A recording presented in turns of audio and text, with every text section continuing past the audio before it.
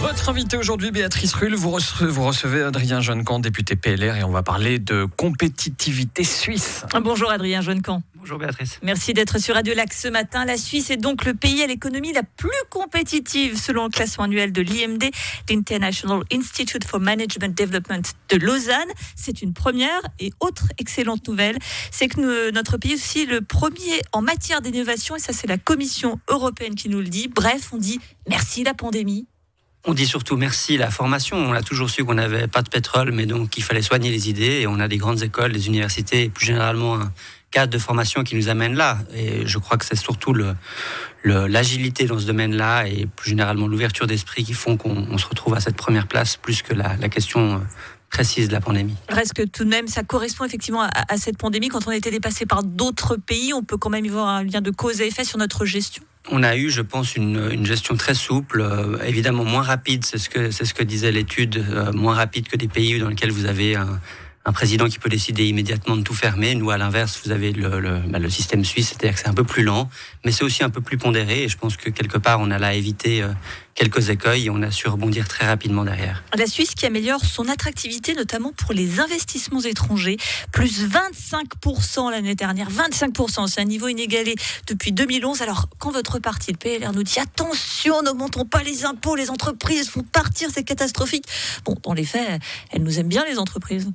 Les entreprises et plus généralement les privés, où on a vu effectivement beaucoup de gens vouloir réentamer des démarches pour s'installer en Suisse, parce que justement ils ont vu dans leur pays la façon dont le problème du Covid avait été traité, et ils se sont dit quelque part le système suisse il est assez remarquable, parce que vous avez une pondération qui est faite, vous avez l'avis des gens qui est demandé, et probablement que la tentative un peu totalitaire dans certains pays de vouloir tout diriger tout de suite a dû échauder quelques entreprises et citoyens. Profitons donc de cette pondération pour justement ramener quelques deniers. On sait que dans cette situation, même si on s'en tire assez bien, on va en avoir besoin.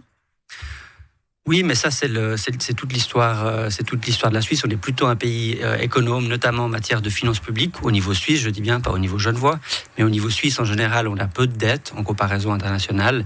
Et puis on a une gestion très prudente des budgets. C'est ce qui fait qu'aujourd'hui, si tout d'un coup on devait décider de refaire beaucoup d'investissements, on peut le faire, on peut se le permettre. L'IMD qui met en avant la politique du Conseil fédéral, qui n'a pas mis en place de confinement strict, on en parlait, ce qui évitait à l'économie d'être trop strictement fermée, comme ça est le cas notamment chez nos voisins. Mais dans le détail, on se dit quand même que ça ne concerne pas tous les secteurs. On pense notamment au commerce de détail, à l'hôtellerie et la restauration qui ont été extrêmement impactés et qui peut-être à rebours vont avoir de très grosses difficultés. Alors, ce que dit l'étude, c'est qu'effectivement, le Conseil fédéral a manifestement fait les arbitrages entre, par exemple, l'industrie et plus généralement les services et l'hôtellerie, fonction du poids de l'économie, c'est-à-dire qu'il s'est dit il faut qu'on préserve un maximum d'emplois en termes de nombre qui peuvent continuer à travailler. Si pour ça, il faut fermer ou donner des restrictions assez dures, notamment dans le domaine de l'hôtellerie et de la restauration, quelque part, c'est le moins pire, plutôt que de tout fermer. Donc il a su, là, je pense, distinguer en fonction des secteurs les choses à faire et les choses à fermer pour pouvoir maintenir le plus grand nombre possible d'activités ouvertes. Alors, une belle compétitivité suisse, beaucoup d'innovation. Et dans le même temps, on a ce rapport bâlois qui fait beaucoup parler. Il était commandé par le Conseil d'État qui montre que Genève dépense 89% de plus par habitant que la moyenne suisse. Ça semble énorme. Alors, comme souvent, il faut quand même étudier un petit peu les chiffres.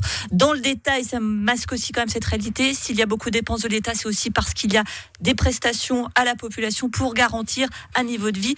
Une population où la pauvreté augmente. C'est aussi ça ce que montre le chiffre. Non, je pense que ce que les chiffres montrent, si c'est surprenant que vous me répondiez ça. Non, mais si je faisais un trait d'humour, je vous dirais qu'il n'y avait pas besoin de faire un grand rapport pour savoir que Genève dépense plus que les autres cantons. Là, manifestement, quelqu'un l'a commandé et l'a fait. Et la réalité, c'est qu'on dépense pour 1 franc de prestation donné ailleurs en Suisse. Nous, il nous faut quasiment 2 francs pour le faire. Quand vous tenez compte, effectivement, si vous allez un peu dans le détail, vous voyez qu'effectivement, on est plus proche de 1 franc 40 dépensé pour faire un franc de prestation ailleurs. C'est aussi pour garantir un niveau de formation, de la santé. C'est pas de l'argent qu'on jette par la fenêtre quand même. Alors, disons, la question se pose parce que finalement, si vous êtes... Et de nouveau, là, les comparaisons doivent se faire plutôt sur le 1,40 que le 1,89, qui était le grand chiffre pour dire qu'en fait, il faut se comparer à des cantons comparables. C'est évidemment pas à Schwyz qu'on se compare qu'à, par exemple, à l'hôpital.